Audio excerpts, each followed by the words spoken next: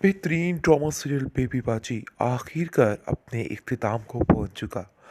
जिस चीज़ के लिए काफ़ी ज़्यादा टेंशन हो रही है कि अरे भाई ये क्या हो गया।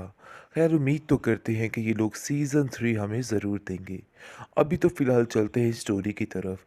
जैसा कि आप देख रहे हैं कि अज़रा ने बड़ा ही कमाल का काम किया है और सारा कुछ ले दे के सबको खुश कर दिया है और सब उसकी वजह से काफ़ी खुश हैं और बार-बार अज़रा चैंपियन के नारे लगा रहे हैं।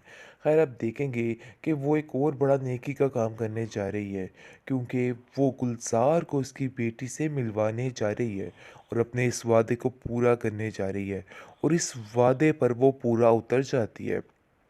और आप देखेंगे कि आशी अपने बाप को देख के काफ़ी खुश होती है। लेकिन दूसरी तरफ फूफो बेगम और सायरा उनके तो होश ही उड़ जाते हैं। लेकिन नज़रा कहती है कि होश के नाखून लो भई क्या हो गया? मैं तो सिर्फ़ और सिर्फ़ एक नेकी का काम करने जा रही हूँ। पता नहीं क्यों आप लोगों को क्या मसला है कि किसी भी नेक काम में रुकावट बन के खड़े हो जाते हो। काश आप लोगों को अक्ल आ जाए। लेकिन मुझे नहीं लगता है कि आप लोगों को कुछ भी समझ आएगी। अपने दिमागों को दुरुस्त करें। आगे से वो कहती है कि देखो, हाँ तुमने हमसे घर छीना, हर चीज़ छीनी, हम खामोश रहे। लेकिन अब इस बार हम खामोश नहीं रहेंगे। तुमने गुलज़ार को जो ला के हमारे सामने खड़ा कर दिया है, ये बहुत ही गलत काम किया है। इस चीज़ की माफ़ी देखो ज़रा तुम्हें नहीं मिलने वाली। तुमने बहुत गलत किया है और मैं तुम्हें कभी इस चीज़ के लिए माफ़ नहीं करूँगी। जिस पर वो कहती है कि मैंने सिर्फ़ और सिर्फ़ नेकी का काम किया है। शायद तुम ये बात नहीं जानती हो, लेकिन तुम्हें ये बात जाननी होगी और माननी होगी कि वाक़ई में आशी बहुत ज़्यादा प्यार करती है अपने बाप से और तुम उसको उसकी शफ़क़त से महरूम कभी भी नहीं रख सकती हो और मैं तुम्हें इस चीज़ की कभी भी इजाज़त नहीं दूँगी। बात ये तय है। लाल कैसा इंसान है और वो किसी तरह भी रिस्क नहीं लेना चाहता है। इसलिए वो कहता है कि नहीं, ये काम नहीं हो सकता। वहाँ पर हाथापाई शुरू हो जाती है। क्योंकि आप देखेंगे कि उसकी नानी यानी कि फूफो बेगम भी इस चीज़ को कहती है कि भई तुम हमारे मामलात में मत बोलो, क्योंकि अब मैं तुम्हारी एक नहीं सुनने वाली हूँ। हमने जो फ़ैसला करना था कर लिया और आशी भी हमारी मदद करेगी। बस ये बात तय है। जिस पर आशी कहती है कि नहीं बाबा, मैं ऐसा नहीं करना चाहती। पहले तो वो काफ़ी ज़्यादा रोती और टसमें बाँधती है और कहती है कि ज़रा भाभी, आपने कितना बड़ा नेकी का काम कर दिया, ये आपको अंदाज़ा भी नहीं था।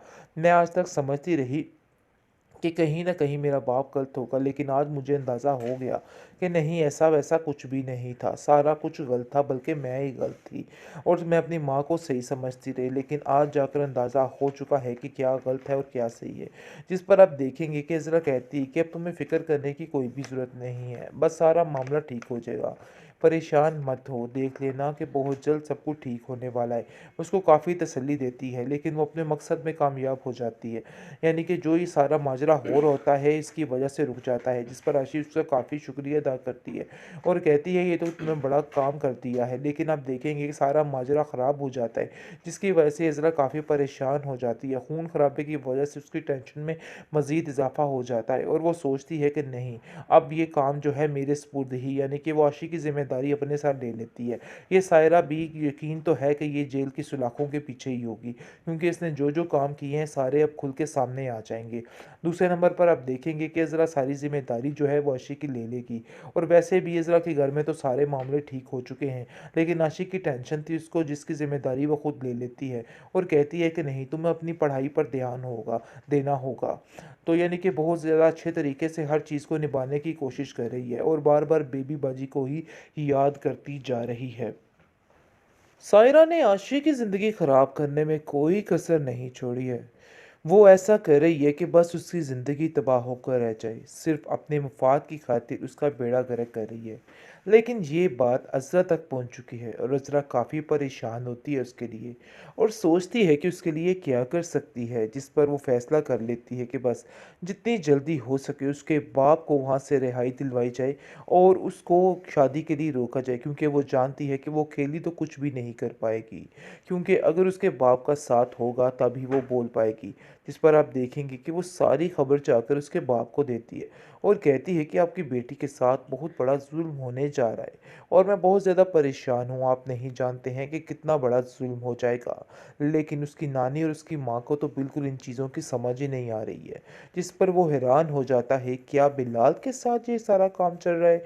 मैं ऐसा कभी नहीं होने दूँगा। जैसे ही ये सारे मामूलात तय होते हैं, वो उधर चला जाता है, यानी कि उसके पास पहुँच जाता है और अज़रा का साथ देने के लिए तैयार हो जाता है और सोचता है कि पहले तो मैं सोच रहा था कि मैं तुम्हारा साथ नहीं दूँगा, लेकिन अब जाकर मुझे अंदाज़ा हुआ कि वो किस कदर बेईमान औरत है और क्या कुछ कर सकती है। इसलिए बस बात तो तय है कि अब उन लोगों को सज़ा मिलकर ही रहेगी और ये मेरा आखिरी फ़ैसला है। जिस पर आप देखेंगे कि ऐन मौके पर वो बंदा पहुँच जाता है उसी जगह पर और पहुँचकर काफ़ी हैरान होता है कि आखिर कोई ऐसा कैसे कर सकता है। लेकिन आप देखेंगे कि सायरा काफ़ी परेशान होती है और कहती है कि तुम इधर क्या कर रहे हो? मुझे तो समझ नहीं आ रही। गुलज़ार, तुम्हारी हिम्मत कैसे हुई मेरे मामलात में दखल अंदाज़ी करने की? इस पर वो उसको कहता है कि देखो, तुम हमारे मामले में ना पड़ो तो अच्छा है, क्योंकि मैं मज़ीद इस तरह की हरकतें बर्दाश्त नहीं कर पाऊँगा। आगे से आप देखेंगे कि सायरा कहती है कि ये निकाह तो होकर रहेगा, चाहे जो मर्ज़ी हो जाए। लेकिन गुलज़ार भी इस बात पर अटक चुका है कि नहीं, अब वो फ़ैसला अपनी मर्ज़ी के मुताबिक करेगा, क्योंकि वो जानता है कि बिलाल कैसा इंसान है और वो किसी तरह भी रिस्क नहीं लेना चाहता है। इसलिए वो कहता है कि नहीं, ये काम नहीं हो सकता। वहाँ पर हाथापाई शुरू हो जाती है, क्योंकि आप देखेंगे कि उसकी नानी यानी कि पप्पू बेगम भी इस चीज़ को कहती है कि भई तुम हमारे मामलात में मत बोलो, क्योंकि अब मैं तुम्हारी एक नहीं सुनने वाली हूँ। हमने जो फ़ैसला करना था कर लिया और अर्शी भी हमारी मदद करेगी। बस ये बात तय है। जिस पर अर्शी कहती है कि नहीं बाबा, मैं ऐसा नहीं करना चाहती। पहले तो वो काफ़ी ज़्यादा रोती है और टसमें बाँधती है और कहती है कि ज़रा भाभी, आपने कितना बड़ा नेकी का काम कर दिया, ये आपको अंदाज़ा भी नहीं था। मैं आज तक समझती रही कि कहीं न कहीं मेरा बाप गलत होगा, लेकिन आज मुझे अंदाज़ा हो गया कि नहीं, ऐसा-वैसा कुछ भी नहीं था। सारा कुछ गलत था, बल्कि मैं ही गलत थी और मैं अपनी माँ को सही समझती रही, लेकिन आज जाकर अंदाज़ा हो चुका है कि क्या गलत है और क्या सही है। जिस पर आप देखेंगे कि इज़रा कहती है कि अब तुम्हें फ़िक्र करने की कोई भी ज़रूरत नहीं है, बस सारा मामला ठीक हो जाएगा। परेशान मत हो, देख लेना कि बहुत जल्द सब कुछ ठीक होने वाला है। उसको काफ़ी तसल्ली देती है, लेकिन वो अपने मकसद में कामयाब हो जाती है। यानी कि जो ये सारा माजरा हो रहा होता है, इसकी वजह से रुक जाता है, जिस पर आशीष उसका काफ़ी शुक्रिया अदा करती है और कहती है ये तो तुमने बड़ा काम कर दिया है। लेकिन आप देखेंगे कि सारा माजरा ख़राब हो जाता है, जिसकी वजह से इज़रा काफ़ी परेशान हो जाती है। खून खराबे की वजह से उसकी टेंशन में मज़ीद इजाफ़ा हो जाता है और वो सोचती है कि नहीं, अब ये काम जो है मेरे सुपुर्द ही, यानी कि वो आशी की ज़िम्मेदारी अपने साथ ले लेती है। ये सायरा भी यकीन तो है कि ये जेल की सलाखों के पीछे ही होगी, क्योंकि इसने जो-जो काम किए हैं सारे अब खुल के सामने आ जाएँगे। दूसरे नंबर पर आप देखेंगे कि इज़रा सारी ज़िम्मेदारी जो है वो आशिक़ की ले लेगी और वैसे भी इज़रा के घर में तो सारे मामले ठीक हो चुके हैं, लेकिन आशिक़ की टेंशन थी उसको, जिसकी ज़िम्मेदारी वो खुद ले लेती है और कहती है कि नहीं, तुम्हें अपनी पढ़ाई पर ध्यान देना होगा। तो यानी कि बहुत ज़्यादा अच्छे तरीके से हर चीज़ को निभाने की कोशिश कर रही है और बार-बार बेबी बाजी को ही याद करती जा रही है।